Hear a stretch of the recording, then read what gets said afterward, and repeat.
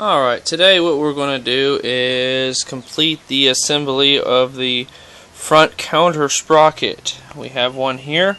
The original is a 16 tooth. This is a lightweight 17 tooth, which is made by Renthal. Things that you're going to need is a 10mm wrench, 8mm socket type dilly, and a 7/8 inch, which would be better if we had a metric, but 7/8 will work for our back nut here because we're going to have to loosen everything up, and a deep well 12mm socket for the back here. You're also going to need a pair of needle nose pliers, which I had fashioned to make into a ring splitter, so we'll be able to take a C-ring off. Okay, this is how we'll have to do it here. We want to go ahead and so what I'm going to have to do here is get my 10mm. Go ahead and take my my shifter off. Alright, take this off. Take out the screw because it's set in there. Set it off to the side. I'll get my 8mm socket. I want to go ahead and put this on an impact. So fast this assembly. I know where all the bolts are. Just leave them in there. It's going to be fine. They'll probably fall out. And we'll move this off to the side here. Somehow we can get it to stay. You have this ring in here. What you're going to do is have a fashion set of needle nose pliers where they're grooved in, so I can put it in the ring set. Alright.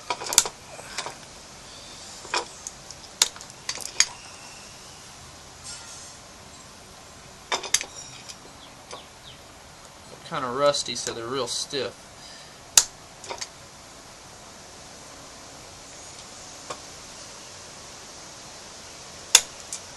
There we go. Take the ring off. And next thing we want to really do here is make sure we loosen up the rear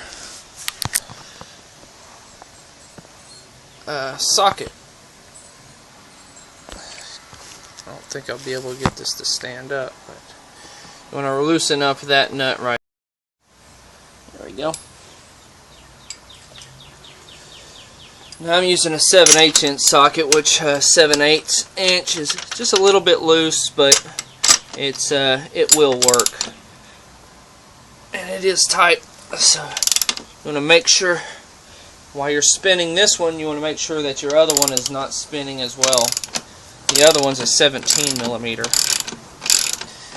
Go ahead and loosen up this enough so you'll be able to slide this back. Now you want to put a 12mm socket here on the back so you can loosen this up as well.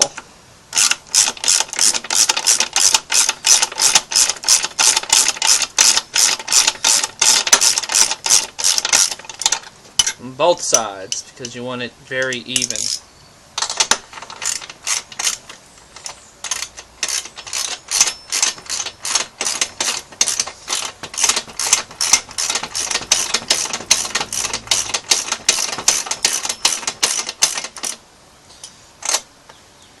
Now that they're both loose, what I want to do is push my tire forward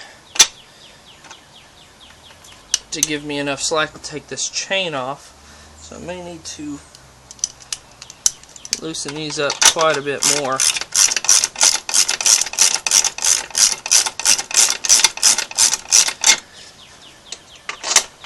The way they will fit.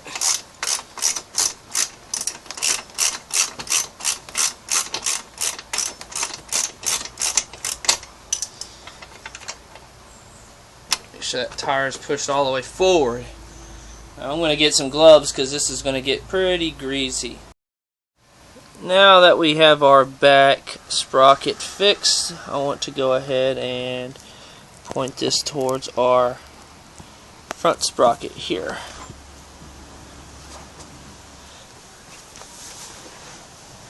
Go ahead and gradually just take the whole assembly off. Now you want to inspect the chain once you have it off. And the part that you have, you just want to make sure that everything is centered up equally.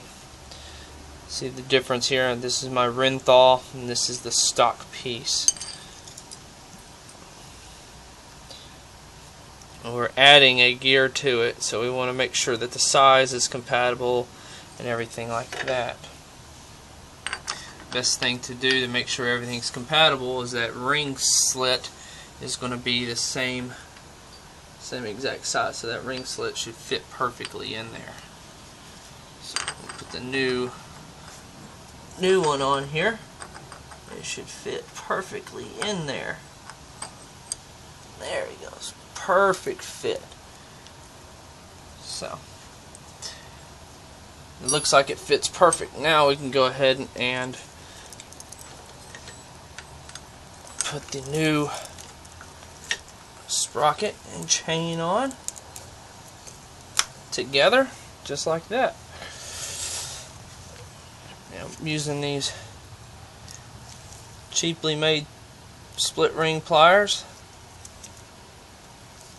Go in here, and you can actually buy some real split ring pliers. It works a lot better. But if you have a old pair of needle nose pliers laying around, these work perfect. Clip that in there. Now make sure it's not going to come off. Make sure that split ring is seated in there, just like that. And you're ready to go. We can start reassembling everything here. Now it's good to have a torque wrench with you, just so you can put the right specified torque on these screws.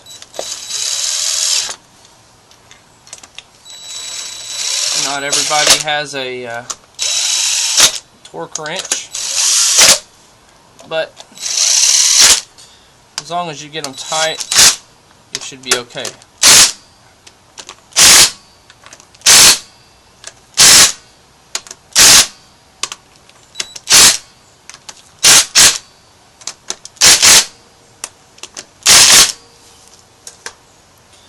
Start reassembling everything again. Now at this point you can actually adjust where you want your shifting lever to sit. You want it high or you want it low, just depends how you ride. You can put it low if you have your foot on top, or you can have it high if you like to hang your foot down. I actually like to hang my foot above the shifter, so it's just a lot more comfortable to ride, and plus if you're taking sharp corners, you're not downshifting while you're trying to put your foot on top where you're not scraping your foot. Go ahead and hand tighten this with your 10mm wrench. Tighten it up.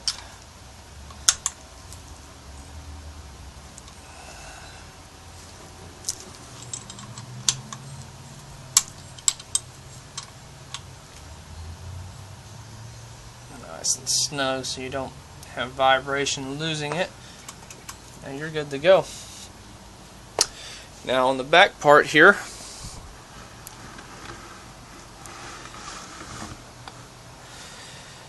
just want to make sure that you tighten the chain up within an inch of inch slack. I'm going to pull this back so we can show you what an inch slack would look like.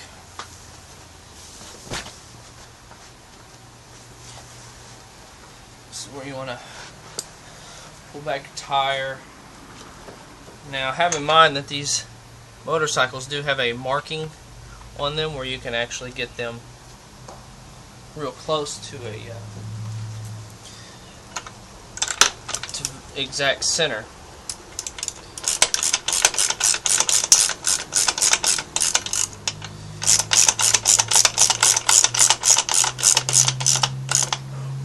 much. Just tight enough where the tire starts to come back.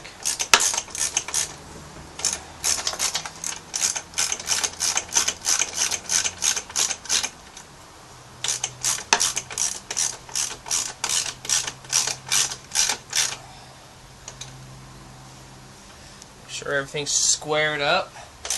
Well, you're not trying to do something that you're over torquing or anything.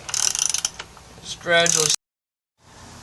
Now what I have here is a real tall ruler. It's a little bit too much for this project, but it will actually work. You want to put it basically in the center of the chain.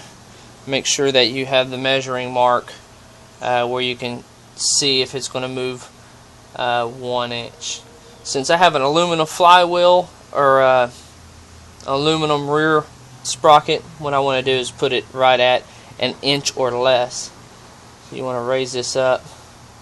It looks like that's right at 1 inch, which my slack on my chain is just about perfect. I can tighten it up just a little bit more. So with my measuring still there, I want to go ahead and gradually tighten it up just a little bit more. See how much that I do. That's a little too much, so we can loosen that up. Have in mind, this may stretch out a little bit as you ride your motorcycle.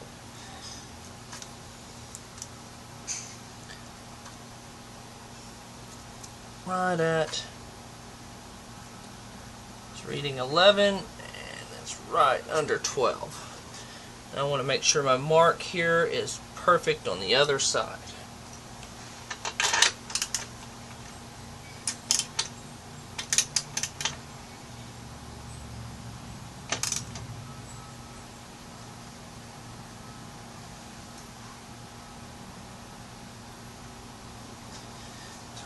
Perfect. And we go further on this side.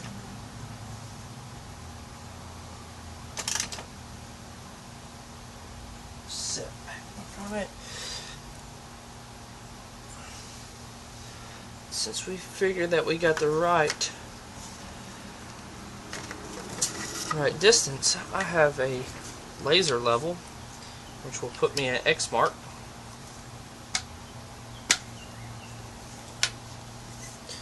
Puts me a X mark so I can look at the actual chain. I'll show you here.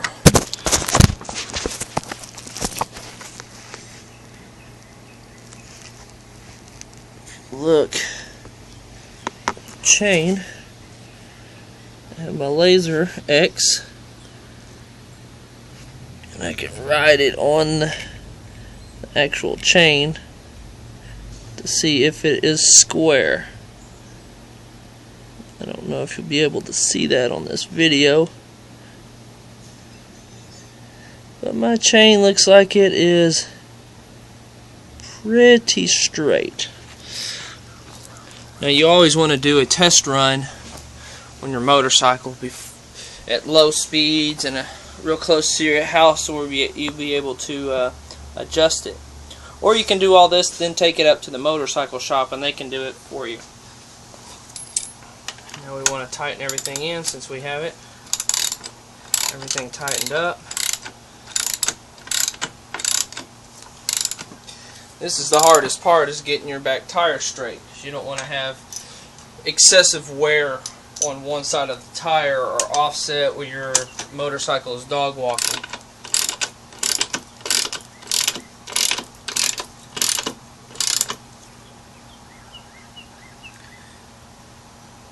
Now we do want to do a torque on this with a torque wrench.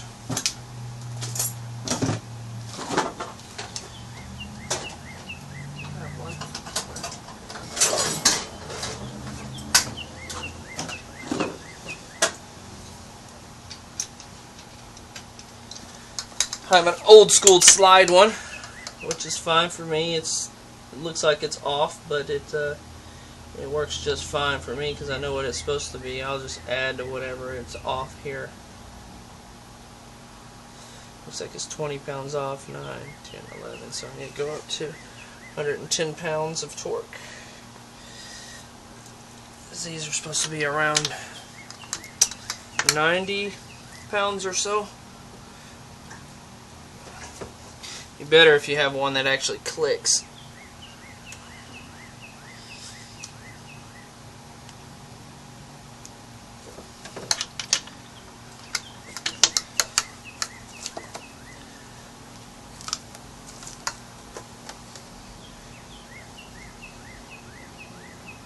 Right at 110. Should be right. What we want to do is make sure we still have the 1-inch slack in our chain. And we want to make sure it's squared up by using this wonderful level that doesn't hardly work. Make sure everything's square on here.